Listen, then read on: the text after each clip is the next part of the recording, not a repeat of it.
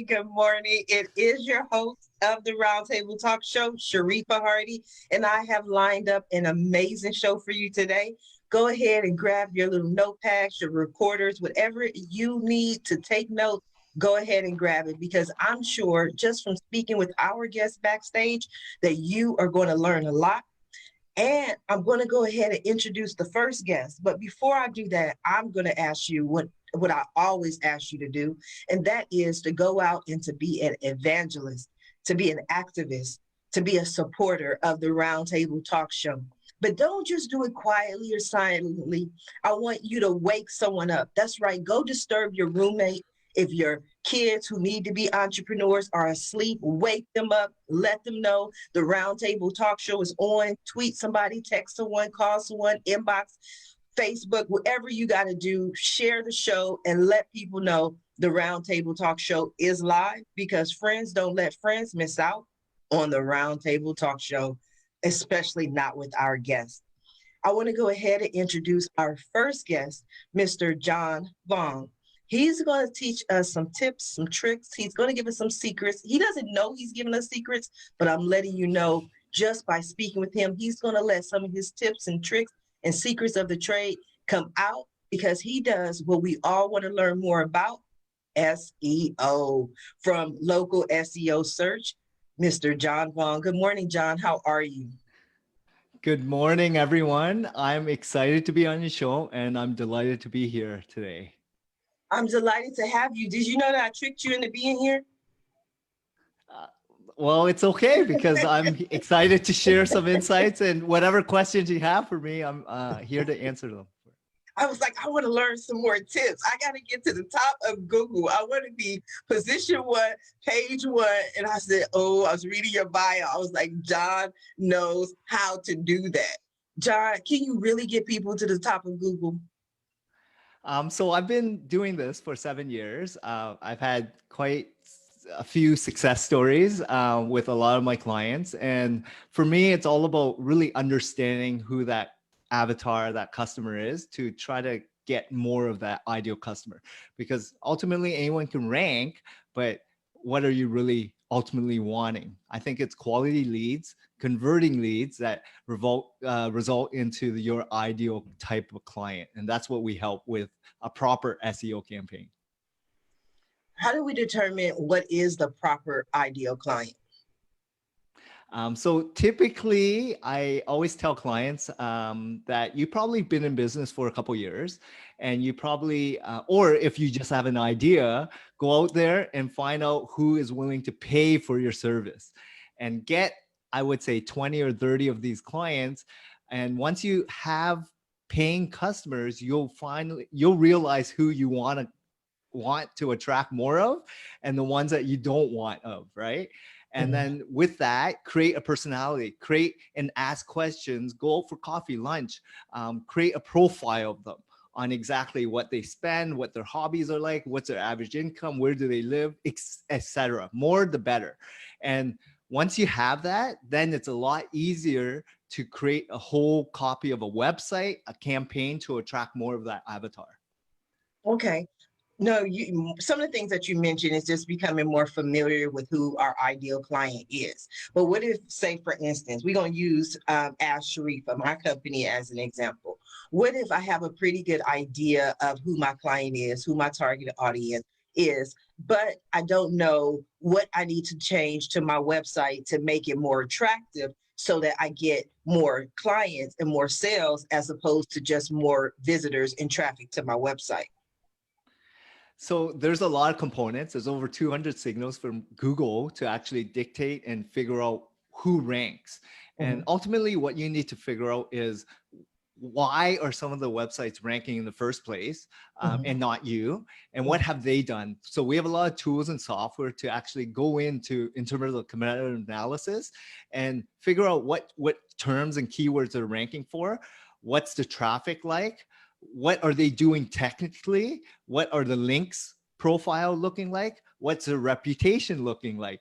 What is going on in their business? What's their experience about us, their story? There's so many dynamics, but ultimately it's all about running a really awesome awesome business, taking care of your customers, foundationally understanding who you want to attract. Because once you know how to run a good business that has some sort of recurring revenue or something that can sustain you, it's a lot easier to find out what you can do to get more of those clients digitally. Because as you know, more and more people are in front of a computer doing research. It's how do you get in front of them, being more visible to attract more of those ideal customers. So creating an awesome website, creating great content, understanding which content pieces matter for them, written, audio, video, or images. And then of course, it's all about the type of keywords that you want to attract, right? And go after. But ultimately, it's about positioning yourself as a thought leader, as authoritative figure, expert. And that doesn't happen within days, weeks, or months, or maybe even years. It takes time to establish that. And it's not an overnight ad campaign that you can start and stop and try and test right away. It's a long journey to get a really established SEO campaign to really result in an ongoing basis of good qualified leads that you're really intending to go after. See, I was with you there, John. You give me a lot of information. You had this great you had this list, get the great website, do this, do that. And then you said become a thought leader. And all of a sudden my brain was just like, okay, that's too much. That's too much for me as the business owner. I would prefer to just hire someone. Look, make me a thought leader. Make me the person that's at the top of the search engines when people search for whatever it is that I do, which I still have yet to figure out what that is. Just make me come up. Is that like the typical response from your clients? Yeah, typically a lot of people are busy running a business because you're busy with operations, marketing, accounting, sales, production. There's too many other hats that you have to figure out. And then marketing on top of that. And then what marketing actually works and results to a good ROI, that is your ideal type of client, because people spend so much money trying, testing. I've been doing advertising sales for 15 plus years, from traditional to affiliate to online. So going into this kind of industry, I really didn't know a lot about SEO, but I knew about advertising. And that's a little bit different because I know what really matters. Inbound leads versus pushing ads at people. You'll get a different response and reception when people are seeking you out and you're positioned as a thought leader. The quality is different, the lead source is different, and the longevity of that client that will be sticky is also more important for your business if you want to sustain for multiple years. I like you, John. You got that confidence in your voice that you know what you're talking about. I would just hand over my website, hand over my business, write you a check and say, look, don't bother me, do what you have to do. But maybe that's just me. I want to come back to you, John, but I want to go over to our next guest. And one of my favorite aspects of doing this and being a host is just I read through hundreds of bios. You have no idea. But this next guest, I was reading her bio and she's going to get me. But I was like, okay, that sounds kind of boring. And then she was like, I have a community of 500,000 people. And I was like, wait a minute, who is this woman? I'm going to go ahead and introduce Miss Rebecca Page. She is the co-founder and COO of Global Sewing Brand with a community of over 500,000 people. Good morning, Rebecca. How are you? Oh, good morning, everyone. Thank you so much for having me. I love what you just said. That's hilarious. No, but it's true. And what's even funnier is that since I submitted the bio to you, we're now at 600 and something thousand in our community with all our followers. So it's going up. It's going up. And these Sewing's coming back. This is like sewing with the needle. Like we're just 600 people, 600,000 people who are just interested in sewing. Yeah, exactly. So like the clothes that we make sewing patterns. So the clothes you're wearing, somebody had to somewhere, whether it was in a home or a factory or wherever, somebody had to take physical pattern pieces, cut around some fabric and sew it together. And that's what we make, is the sewing pattern that teaches you how to do it. And we have our patterns go from XXS through to 5XL. So it's quite a wide range, and they're also all beginner friendly. So that's part of how they've been really popular. But I was fascinated by what you were saying, John, because I've really not done much SEO at all either. I've just been like, yeah, that can just take care of itself. Kind of like what you were saying. But what I do in the business is, I mean, I'm the CEO, so I manage the team, but most of what I do is paid advertising. So I do the marketing funnel and all the paid advertising, and that's been a huge part of how we've grown the followers. There is definitely a huge resurgence in sewing at the moment. Particularly among millennials and young mums who are wanting to take up a new hobby with like the Sewing Bee, Project Runway, all of those big shows. But it's also, I think, us actually going out and producing patterns that people want to sew, that don't look like what your grandma used to wear, which is lovely. We love our grandmas, but you want to have your own style. No, I love, because my grandmother used to sew. My mother sews. She still has her sewing machine, let me say, but I don't think she's been on that sewing machine in 30 years. But it might be one of those shows where she's listening, so she might have sewed this weekend. Okay, shh, don't tell mom. But I had no idea so many people were so interested in it. One of the questions that I've just been so intrigued by is like the uptick and the pivots and the changes during this global pandemic. Did you see it? I mean, people are sitting at home bored, have absolutely nothing to do. It's like, is this the ideal time to say, let me make me a dress. Let me learn how to make some jeans. Well, yes and no. I think there has definitely been an increase, but I'm not sure whether it's actually the pandemic or whether it's just that was the position the business had got to. So we were already getting quite a lot of traction, and we were already seeing quite large numbers of people coming into the Facebook group looking for help. We have a lot of free patterns where people can try it to begin with. So a lot of in our funnel, from taking people from trying a freebie through to then becoming a regular customer, we were seeing much larger numbers coming in the top before the pandemic anyway. That said, what we have found during the pandemic is that people are making physically smaller things. So rather than the great big fabulous dress that you might wear out to a wedding, they're making a wallet or a sun hat or a quiet book, like something for their kids to play with. And I think it's having kids around the house. Like, it's hard to, how do you cut out a great big dress when you've got a toddler running around the place? They're just messing with your fabric.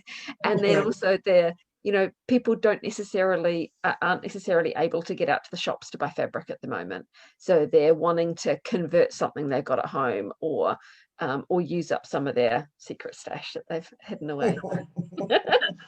The shopping they did that no one knew about. This is a whole new world. Like, there's a secret stash. It almost makes me want man. sewing. Sewers, oh my goodness, we are the worst. It's ordering those parcels of fabric that then arrive, and it's like, because it doesn't have Amazon written all over it, no one knows what it is, so you just kind of slip it away. Yeah.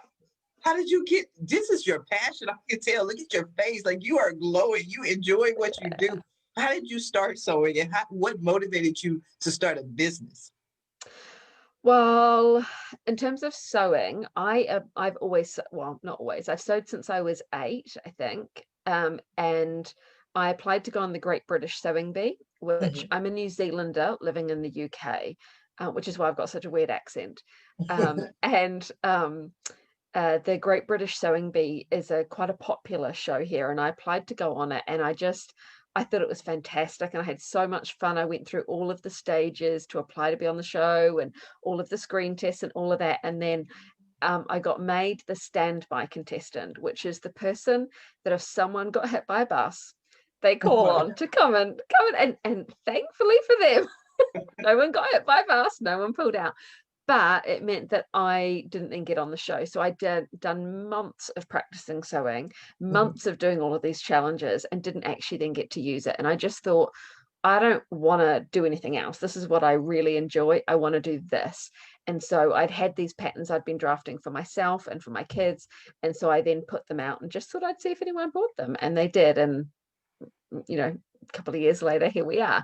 But in terms of why did I want to own a business, that goes before sewing. I've wanted to own my own business since I was like like since I knew what it was, I have always tried to find little. I was the kid who was like selling the stuff at school. Like I would find weird things at home and I'd make things out of them, and then I'd go be like, "You want to buy this? I'd make a great present for someone." And you're just like, "No, it's a pile of old rubbish." But yeah, I was that kid. You are fun. I'm gonna come hang out with you, Rebecca. It's fun. I'm gonna come back to you though, but I'm enjoying speaking with you. I want to introduce our Bless you. guest. Absolutely. And when I read his bio, I was intrigued by two aspects. He is an artist, a writer, an entrepreneur, but he uses humor to help him deal with everyday life and also works with other people to use their humor in his weekly film curation newsletter, FlickPicking.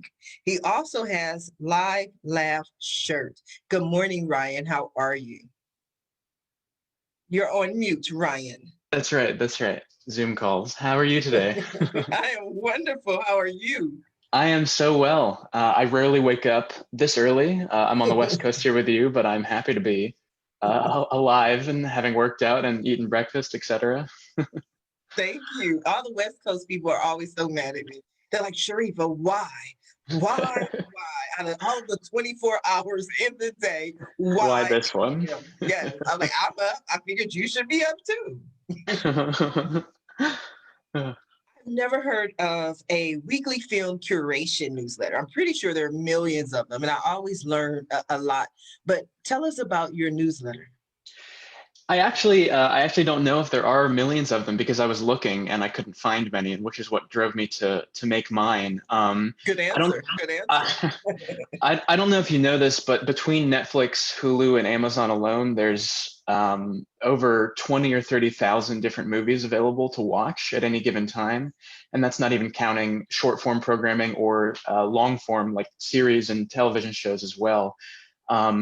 It's kind of a common knowledge at this point that the modern mass media landscape is full of noise and a bunch of junk, and I was personally frustrated at how difficult it was to find something actually worth my 90 minute or 2 hour investment to sit through on any given evening. So part of my goal is to help other people with that by weekly curation of stuff that I actually think matters, stuff that people should be watching and thinking about rather than passively consuming 13 episodes of the latest, greatest, whatever on a given night and then passing out. I'm much more into active, like thoughtful consumption rather than passive consumption, essentially.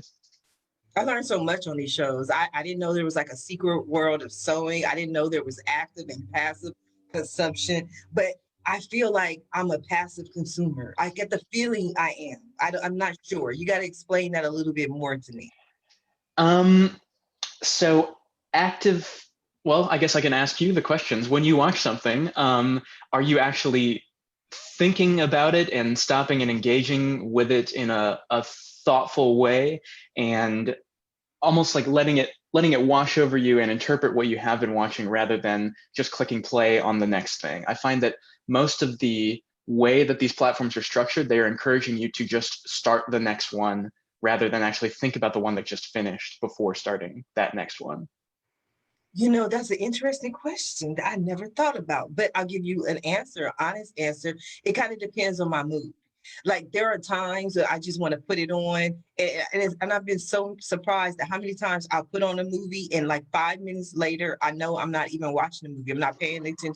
It's just kind of there. But then there are times when I just like, okay, let me tune into this movie. Let's focus in this movie. And then in those movies, I always tend, or I feel like I get some kind of message. Like I was supposed to watch this movie at this very time because of what was going on in my life. That first concept you brought up is really interesting. The idea of watching something and not paying attention to it, but just thinking, like going with wherever your mind goes. I do that sometimes too, even with stuff that I like. If I'm really distracted or have a lot going on in my personal life, that's what I really miss about movie theaters, honestly. And I wish more were open right now, at least for me. I could go by myself and be content.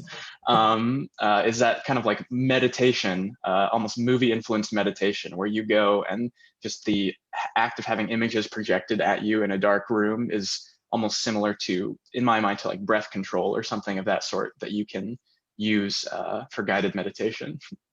That's deep. I never thought about it like that, but that is so accurate. So I don't know if that answered your question though. Am I passively or actively? What am I doing? What am I supposed to do after I get that message? Am I supposed to go out and change the world? Like, what am I actively supposed to do?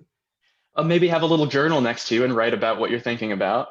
Could be You a good sound like start. my psychic. My psychic always telling me the same thing. She's like, Sharifa, you got a journal. I'm like, no, I don't want to. Maybe I need to Sorry. rebrand the movie psychic. Yes, maybe that's it. So you started this newsletter. So in this newsletter, do you curate, do you tell people your thoughts on the movie and make recommendations, or is this just a link, with collections of movies? That's another component of it as well. I wanted to see, in my personal art, I am a filmmaker and a writer, and I wanted to kind of pick apart current movies or current movies from the past and present and figure out why they work and what I like about them and what I don't like about them in order to inform my own creation of these pieces of content. So I found that writing about them and writing about what I like about them was a good step towards doing that. So in a way, the weekly newsletter, which I've started in January of this year, is my way of keeping myself accountable, in a sense, of continuing to watch and engage with these things and then telling other people about them. So when I write, it's not a full-blown analysis of a movie. It's designed to kind of hook you and compel you and make you want to watch it. So it's usually about 200 words or less, which makes it really easy to read every Saturday or Sunday when it comes. And if you like the sound of it, you can take it for your weekend watch. Okay, but do you, this is a twofold question because I know the answer to the first question, but I'm asking anyway. But do you only have a specific genre? That's the first part. Because the second part, if you answer no, is like, I'm like into rom-coms. You don't look like the type of person that's into rom-coms. So how do I know you're going to talk about things that I like? To answer your first question, no, it's not built around a specific genre. Which means I'm now answering the second question. I try and recommend a wide variety of different things. On any given week, there will be something more drama focused, something more family focused, something funny, something action oriented. So if you find that it doesn't pique your interest, I try and make the writing fun and accessible. So it's a joy to read whether you're interested in watching it or not. So if you read it and it doesn't sound like something you would want to spend time watching, just wait. 7 days later, there will be something else that might be more your speed. That's right. You throw in a rom-com in there, you got us all the time. I'm trying to help you. I'm trying to help you build your business. Rom-coms are winners. Now, there's so much more that I have to talk to you about, but I'm going to come back to you, Ryan. I want to go ahead and introduce our next guest, Miss Mara Kimowitz. Did I pronounce it wrong? Kimowitz. See, I tell people, let me get past the introductions and I sound a lot more intelligent. But you won Mompreneur of the Year by Wellness New Jersey Family for your company, which you are the creator and founder of Stretch Source. That's right. Yes, I am the creator and founder of Stretch Source. So I am a founding entrepreneur. I created the method of Stretch Source that we provide at the studio. And I'm also the creator and founder of the Stretch Source certification course, which is nationally recognized by 3 organizations for continuing education. So we're that place where you come for your flexibility needs so that you continue doing the activities in life that make you happy without physical limitation or physical pain, hopefully. I love it. So is that your area behind you where you do all your stretching? I wish this is where I do it. We do offer a virtual stretch class now, we're in the pandemic. So we are, I think Rebecca is representing the UK. I think John mentioned Canada, Ryan's on the West Coast. So we are representing the East Coast. We are in New Jersey, and anybody who knows the East Coast fitness industry in the East Coast is under major challenges. It's been really rough for us. Thankfully, Stretch Source provides one-on-one personal care services. So we were able to open our doors July 6th for our one-on-one services. And so all our stretching happens in studio for our customized personal stretching.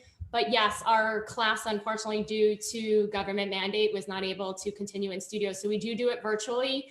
With the beautiful weather of summer in New Jersey that we've had, I actually step outside for that class and I take everybody outside with me. So I've been doing it virtually from the outdoors, which has been amazing.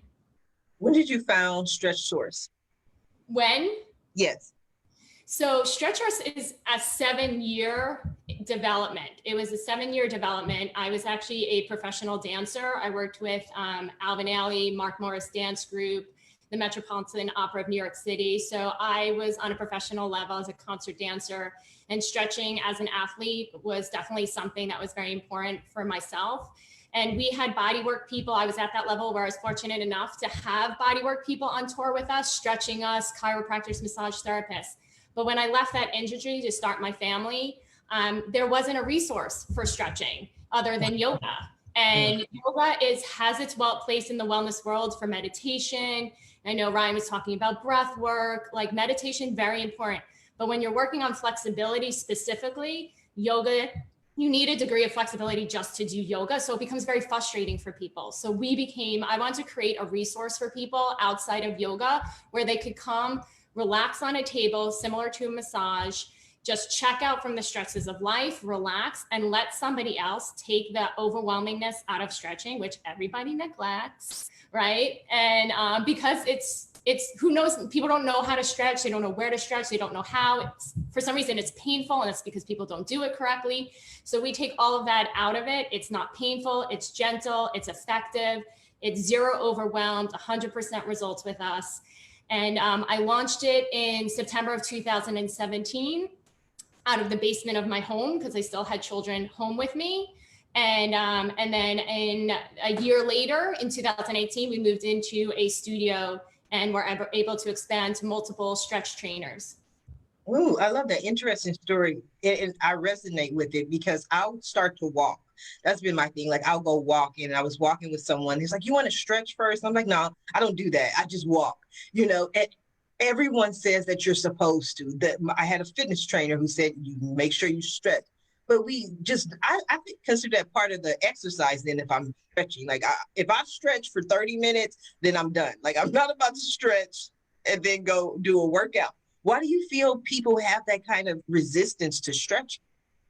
And it's amazing because everybody knows, everybody's told, everybody's intelligent and knows they need to stretch. And everybody knows if they neglect their stretching, they're going to have issues. Their joints are going to get tight, their muscles are going to get tight. And it's not until really it starts affecting people's lifestyles, like they stop being able to do active things in life that make them happy because they have limitation or pain, that they start going like, oh shoot, I should really get on this stretch thing. Mm-hmm. The reason I think people don't do it is a couple of reasons. I think that the industry, society is so focused on cardio and strength training for whether weight or strength reasons. And the whole idea of self-care and really loving your body just the way it is and taking care of it. There is a little bit more movement now towards self-care, which is where stretching kind of falls in, is self-care. People are starting to get on the bandwagon of understanding that you're not going to be able to continue your cardio or your strength training if your body can't move. Right. Unfortunately, people don't know how to stretch, and they think a lot of people come into our studio going like, how much is this going to hurt? Because people associate stretching with pain. And it's like, stretching doesn't have to hurt. And it certainly doesn't hurt at our studio. Our first core principle is tranquility. Stretching should always feel good. But if you don't know how to stretch, it doesn't feel good. And then you don't do it. Nobody wants to do something that doesn't feel good. The other thing is a misconception. And Sharifa, you just mentioned it, stretching before. So there's two kinds of stretching. There's dynamic stretching and static stretching. Dynamic stretching is what you do before, but static stretching should be done after. It should always be done warm, and then it's more comfortable. The mistake is people try to do static stretching before, and it's so uncomfortable that they just give up. They're just like, this hurts, this is uncomfortable, I'm just gonna go for my walk. Because you warm up in your walk and then your body feels better. Then you should be doing stretching. However, now it's time for a meeting. Now it's time to like give kids breakfast, and you've done your run, and now where's your time for stretching? Well, we take that problem out for people. They have their hours scheduled with us at our studio. They get their stretching in for the week and they're good to go. So they do this once a week? Yeah, so usually it's recommended that anything that you do, like to make change in your body, should be done frequently and for a long period of time. So usually 2 to 3 times a week, right? Everybody goes to their trainer. What does your trainer tell you? You should exercise or do strength training 2 to 3 times a week with them. So you would think that we would say the same. To do stretch training, to see results, you should do 2 to 3 times a week of stretching. You don't need to. I'm guessing there's not a lot of science behind it, but based on our experience and trials of our work, it's proven that like 1 time a week of an hour stretching, people start to see results in just a few sessions. In just about 4 sessions, people start to see results. And I think it's because my belief is, what do you do when you wake up in the morning? You stretch your arms. Yeah, you yawn, you stretch your arms. So we're not teaching your body something new. It's not like, oh, you've never done like you're doing kickboxing, you've never done it before, so you're learning something completely new. No, your body already knows how to stretch. It craves it. It's the first thing you do when you wake up. So we're not teaching it something new. We're just reminding it that of something it already knows and loves, and we're banking on that. So we're already like, your body knows and loves it, and it's just like, thank you. Yes, I give in. Like, I will get more flexible. I will do whatever you need me to do. Just get me on a stretch source table and take care of it for me. I love it. I want to come back to you, Mara. So many interesting directions I can go with this, but I want to go back to John right quick. John, we have 3 other guests on the panel. We have Rebecca, we have Ryan, we have Mara. From a marketing perspective, whenever I meet new people, ideas just pop in my head. I'm like, oh, we could do that. Oh, we could do that. Let's start this. So I'm pretty sure, because I heard the confidence in your voice, something is resonating with you. What are your thoughts, if any, on the other guests and what they have going on? I think all of them are doing fabulous. I mean, they're very passionate. They love their business. And every marketing technique out there will work as long as you give it time and you create a good messaging, and it's a great platform for where your real audience members are consuming that content. So in the case of Rebecca, I mean, if all of her ideal customers are on Facebook or Instagram or on email or whatever it may be, that's the channel you want to hit them with a proper message with a funnel, right? And it seems like you're growing your audience members. The key is, what are you doing afterwards? Like, what is your drip campaign afterwards to get them from information gathering to navigational transactional to really being a loyal brand ambassador of your business, right? Because that's where you grow and scale your business, from real customers to ones that actually will do anything for you and tell 10 plus other customers, right? So I love the fact that at least you're growing your brand right now and you have patents so you can monetize, right? I'm not too sure about Ryan because I don't really know that space a lot. I don't watch Netflix. Like what I do is I consume like a lot of health and wellness books and a lot of like, you know, just learning stuff, Tim Ferriss podcast, just stuff that actually resonates with me as a business owner. A lot of like SEO stuff, marketing stuff. So I do apologize, Ryan, but I think you know your stuff, because obviously, or else why would you be doing it? And then Mara, I mean, for her, she seems like she is so passionate with what she's doing. And obviously she has a lot of experience, right? To go bricks and mortar and then pivot to digital, which is home to be. I have a lot of clients in this personal training space as well.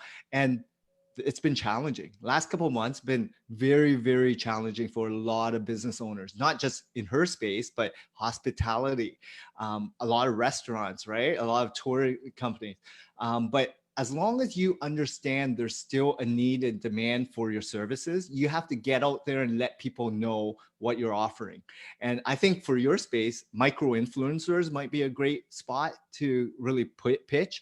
And a lot of like just old school tactics, right? SEO is great, but it takes time to develop and take you to where you want to become, right?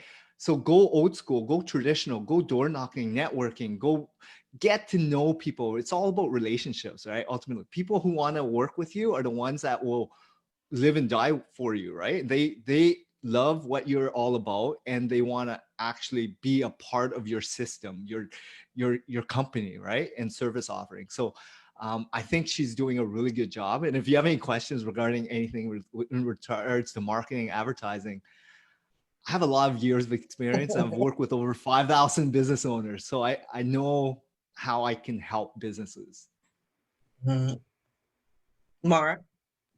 Yeah, no, I was just gonna say, first of all, thank you for the compliments. I appreciate it, but there's always something to learn. And somebody said something to me with regards to our industry and even with all businesses. And it kind of speaks to what John just mentioned is right now in the pandemic, we are definitely under challenging, unprecedented times as small business owners, especially brick and mortar, like John mentioned.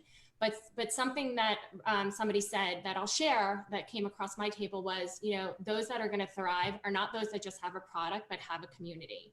So I've been really fortunate. Yes. Yeah, right. You agree, John? Yeah. So I've been very fortunate that, John kind of mentioned like loyal customers, a loyal community. We've been so fortunate at Stretch Force that yes, I have this stretch program that I created and I'm very passionate about, and I know tried and proven does amazing things. But what's been really helpful for us is we have our Stretch Force community. And as soon as our doors opened, they came flying back through. Obviously, I had to put very strict protocol in for the pandemic. But they were happy to come back because it wasn't just about our stretching. We have our space is a community space. Stretching happens in a large space with multiple tables, and they missed that community. They missed seeing their trainers, the other people stretching when they stretched. So it's like John said, it's not just a product. And also even Rebecca, she's created an online community. And I'm telling you, my 11-year-old Rebecca just came to me like last week and is like, Mommy, you sew? And I'm like, yes, I sew. I love sewing. I also dabble. It's a secret. We don't talk about it. I've done there. I love it. And my daughter's like, when are you going to, like, I'm 11 years old. Why haven't you told me this? I want to sew. So girl, I'm coming and buying some patterns from you because my daughter wants to sew. And now I know where I'm getting something from. So I will be on your page purchasing something for my daughter and me. Oh, bless you. Thank you. I hope she enjoys it. It's a great age actually to learn to sew. Just be careful, if you've told her now that you sew, she'll be coming with a whole list of stuff she wants you to make. Yeah. And I was going to say thank you, John, for what you just said earlier. We're a startup, so we've taken investment to scale the business and get to where we are. I see. Yeah. And we're about to come up to a Series A shortly, but we're taking angel investment to get to where we were. Okay. And one of the interesting things that we found, because when you go through I don't know if any of you have done it, but when you go through the process of taking investment, and we're looking at like, who do we want our partners to be, and how do we want to set it up, and then we're getting all the stats and everything together, is our business is actually really data driven, and it surprised me for the industry, but it's very much stats based. So when we have a certain number of people in our community, I know that our revenue is likely to be between this and this percentage of the number of people in our community. So if I can grow the community, and then we've got the appropriate follow-up stuff in place, which is what you're talking about. So having autoresponders and, then bringing them to a Facebook group where they engage and all of that, then the income takes care of itself, which I find that quite refreshing and much more comfortable, because I like the challenge of building that community and having that engagement versus push, sell. So they'll buy if they're there, and what I've got to do is get them there and get them excited to be there. So yeah, that was interesting what you said. What John was saying about being a thought leader, Rebecca, that's what you are. You are going to be like the stretch lady, and you should be going onto Facebook and showing people about I don't know, maybe you're doing it already. I haven't been to your social media yet, but you become that thought leader where you're showing them patterns, you're showing them the colors, you're going to show them what age, if you have an 11-year-old and I don't know if you own 11-year-olds yourself, but because it's children, but my kids are littler than that. They're not quite that age. They're more likely they're little. They're more likely to come streaking through the background naked at the age they're at. So I'm trying to keep them out there. Supposed to pattern and dress the naked child running through. Pattern and dress that child. Yeah. But you go on and you show people your patents, and you already talked about a bit of a sales funnel, which sounded fantastic, where you give away a freebie to turn them into. So you're already rolling with it, and I'm sure somebody like John could even make it more effective for you. Yes. So Ryan, I want to talk to you because we talked about patterns. We're talking about sewing. Let's talk a little bit about your Live Laugh. Ryan's like, let's close the door. I got a show going on. I'm on my show. Live Laugh shirt. So who makes the shirt? How do we get the shirt? Tell us the history behind the Live Laugh shirt. So I've always wanted to have some kind of clothing company, because you can't really see the shirt I'm wearing, but it's kind of a crazy purple color that I I like it. thrifted. I love clothes and I love wearing kind of outrageous outfits. And I also there's no way to say this without sounding really vain, but I'm also kind of funny in my personal life. So I often think of I these am so little. disappointed, Ryan. I just want you to know right now in this moment, I am so disappointed with you. I thought you was going to hit me with something good. Like you was like, I'm funny. Oh, we figured that out. We kind of knew that. Quirky, you're quirky. Yes. Oh, thank you. Yes, that's that one way to. That's a good way to. A better way to phrase it. So I often come up with these phrases and concepts that I then work with a designer to flesh out. A lot of them are like word humor, like puns, and based in metaphors. So taking two things that wouldn't normally go together and then putting them together and putting it on a shirt.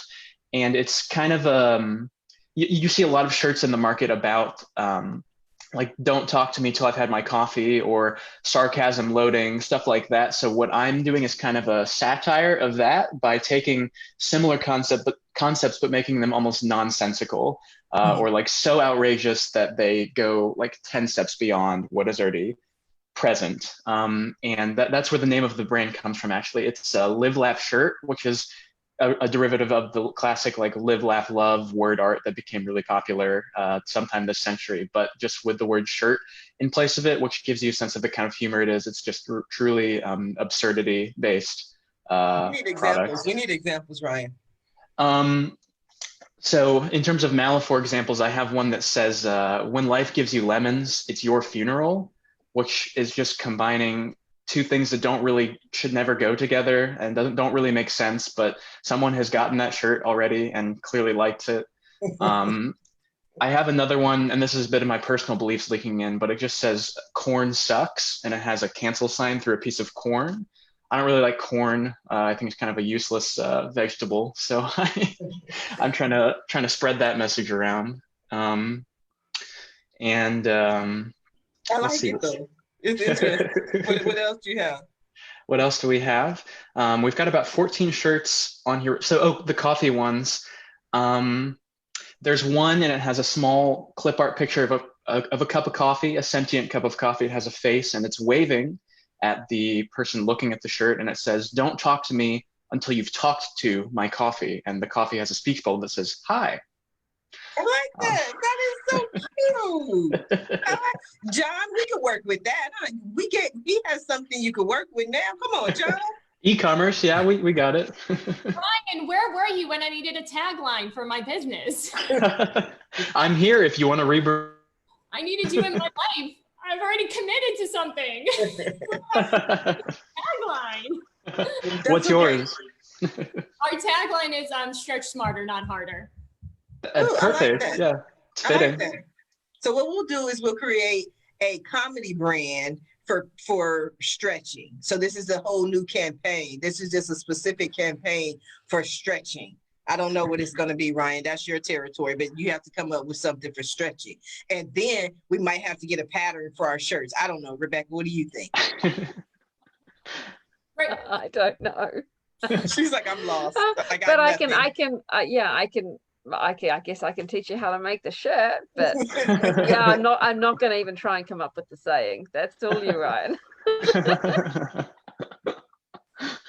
Okay, but then you were using talk to us about humor though, Ryan. You were passionate about helping other people utilize humor to make basically this world a better place. Yeah, I guess that's one of my like large goals with this shirt company. In that, a lot of times if you're out, I mean, this doesn't happen as much now that we don't really go out anywhere, but seeing a funny shirt can often be a conversation starter or really make somebody's day if it is funny enough. And that's kind of the goal of these, is that they are bizarre enough that someone just has to comment on it. Like if they see you wearing it out in the world, they absolutely will say something. So it's sort of a way to make new friends or start conversations with people you don't know, which brings smiles to everyone. And hopefully people will be, we kind of have some cheeky marketing in place about like how you will make new friends by wearing these shirts, or you will be the funniest people that you know by wearing these shirts, etc. So just kind of something that's always bugged me is when people take themselves too seriously. So I try not to do that. And this is kind of an antidote to help other people maybe add some levity to their day-to-day existence. Yes. Mara? There are definitely quirky people just like you out there. And one of them lives in my house, and it's my husband. And he's the shirt man. He is like your client, perfect client. Like every month he's buying like another, he actually bought like a full body male romper with eggplants on it. Ryan, you would have loved it. I would love that. I want one. Where did he get it? Yeah, like there's definitely a client base out there for your shirts of people who will absolutely love it. And yeah, it's just finding them and getting it out to them and marketing it correctly. But there's definitely people out there who love quirky, fun, like who knows what it means kind of shirts. Like I love it. Exactly. Thank you. Look into the customization option. I don't know what that takes for you, but sometimes someone has came up with their own little, quirky saying that they love, but they don't know where to go or how to get it on a shirt. Maybe you can create, they can send it to you, upload it to you. A competition of some kind. Like that would be cool. That is a good idea. Yeah, like a competition. We're gonna promote your saying for you. Submit your great, like a competition. I love it. That's a good idea. I'll write that down. That would get a lot of people interested. I do. John, what do you think of that? Yeah. So for products like that, leverage other people's list, right? So obviously there's a good one in terms of like Amazon effect, and obviously there's influencers, but it's a very, very thin margin. So even play the affiliate game, right? Where you would have to give something up, let them earn more money than you, just get a cut. And eventually you own the list, right? So they come purchase from you, and then you drip them with other products where you make more of your money, right? So acquisition cost is a lot higher, but then bottom funnel, or once they become a customer, it's a lot easier to generate a lot more revenue that way. So you got some wonderful ideas here, and I want to talk to Rebecca because you are the quintessential ruler of the community building. Okay, I'm trying to build my list. I didn't even gonna tell y'all, but it's nowhere near 600,000. So like basics, we getting all the secrets, the secrets today, but just basic tips, basic strategies on community building, must-haves. Well, yeah. So before that, and the competition is a brilliant idea. We did a design your own sewing pattern competition last year, and we're running another one again. We're going to make it an annual event. And our most popular pattern in the last year is the one that one of the people designed in that competition. And they got to name the pattern. It was named after the lady. And she was just like super excited to have the design out there, and we went out and did all the work and created it, and then people have purchased it. So it created quite a buzz in the community. So that was a really fun thing to do. But in terms of growing the community, we have quite a complex funnel in place. So I won't even try and talk you through my crazy big ass sheet that's on the wall. I won't even try that. But like, so the basics of it is that we have a group of brand ambassadors. So we have 300 to 400 brand ambassadors at any one time, and they sew one of our patterns every month, and then they go out and they share on social media. So it's a little bit like using micro influencers, and some of them are micro influencers, but a lot of them are just people who love to sew, and they're sharing it with their friends, their family, but they're also coming on and they're sharing it in our Facebook group. And then we're also then putting their images and graphics from them taking photos of themselves in the garments or with whatever it is they've made on our website. So before a pattern even comes out, there's already all of the testing and stuff we've done, plus 30 or 40 people who have made it off their own back. So you're immediately seeing it on lots of different body shapes, lots of different styles, lots of different sizes, because people don't just want to see, you know, that one look and that one person. They want to see it in a wide variety of different people and what, you know, what they want to see it on. So that's kind of one part of funnel. And then we have paid advertising that comes in. And then we also have, we really haven't done much SEO at all, but we have things called sew-alongs, where myself or one of the team will sew through making a garment on camera, and then you make it with us over a period of days.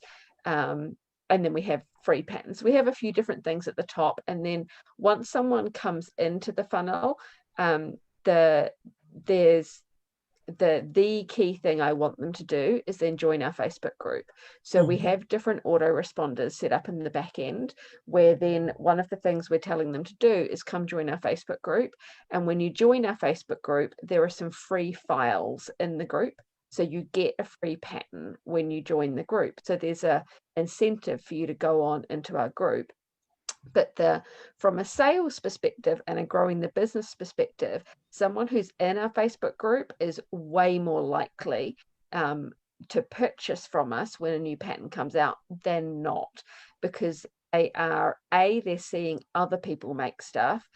B, Facebook serves the from a highly engaged group where there's loads of people posting content, they'll serve those posts to way more people than, say, from a page, because it's user generated content.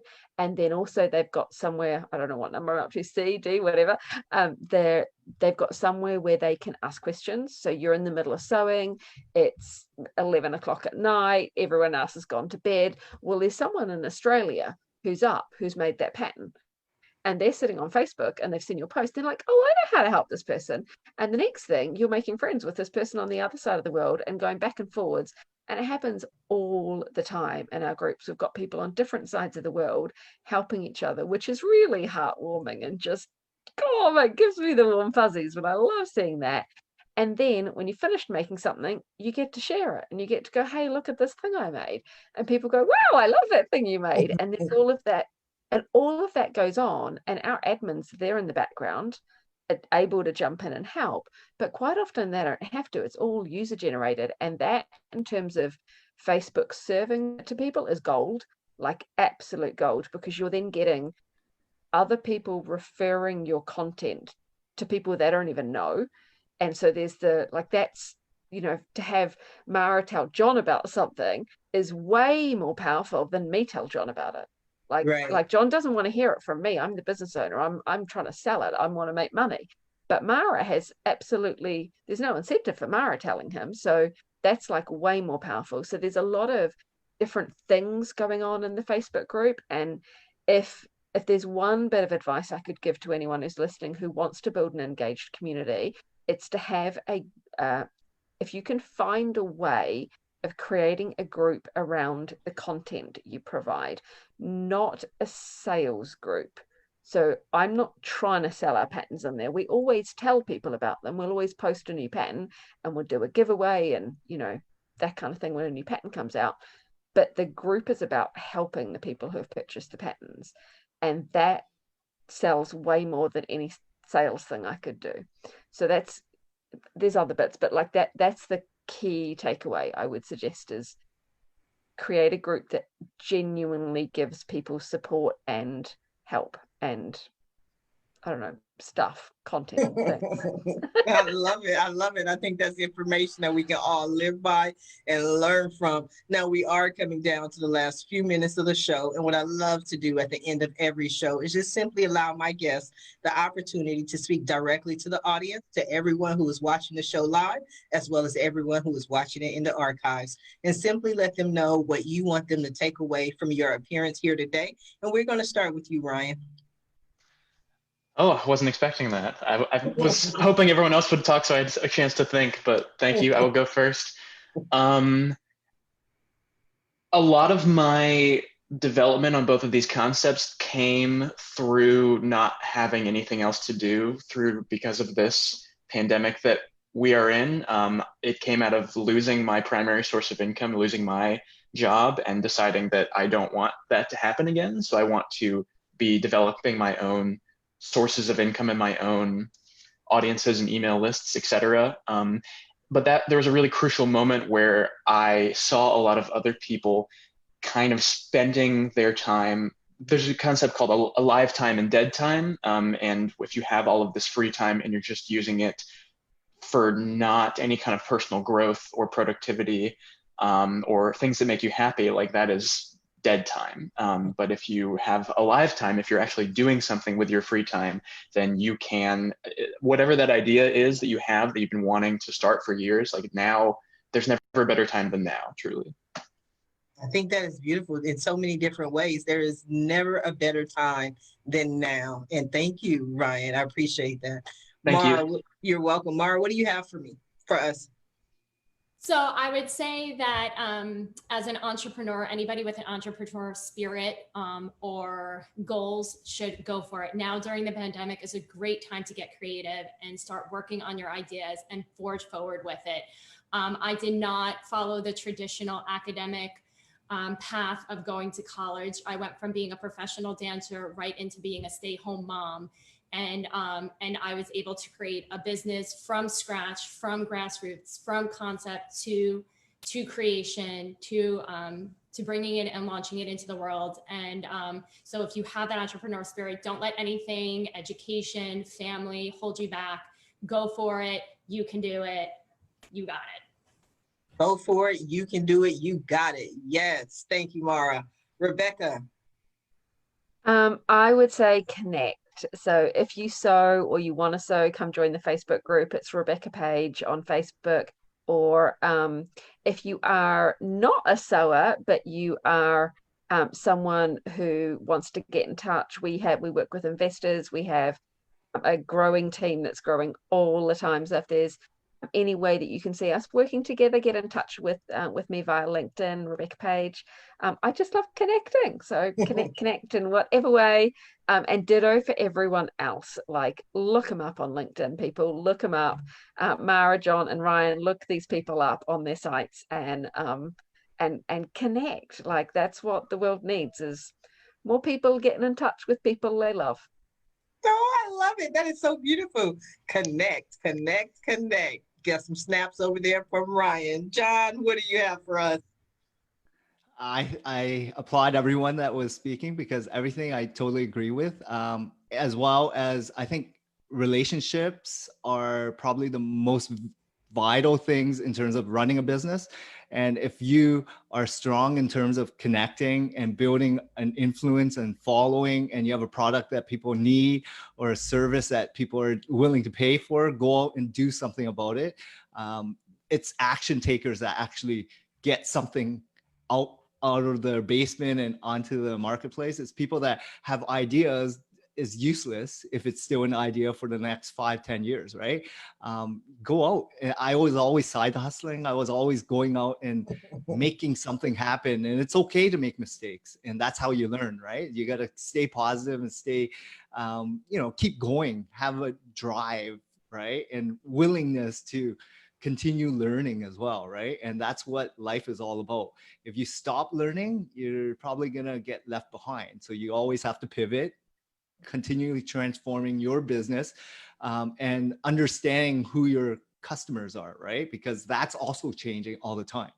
So just have fun with it, right? Like this whole journey of life is short. So make the most of it, right? And yes, there's gonna be a lot of things that's gonna hold you back: family, life situation, career, a lot of things going on, right? Depending on where you're at in terms of your life. But don't let that hold you back, right? Young, old, whatever it is, people start businesses when they retire and they regret it because they should have done it when they were in 20s or 30s, right? Well, don't live with regret, right? Go out and do something about it. I love it. You're out there doing that motivational speaking. I see John's like, make it happen. Make it happen. definitely appreciate you all. I want to thank you all for being a guest on the Roundtable Talk Show. If you're interested in returning, I would definitely love to have you come back. You'll see many of our guests on the show 5 and 6 times. We have Allison Allman, who is here every Monday. We have Jade Elizabeth, who's here just about one Friday a month or every other Friday. So many people who return to the show because of the enjoyment, the education, the community that we have here at the Roundtable Talk Show.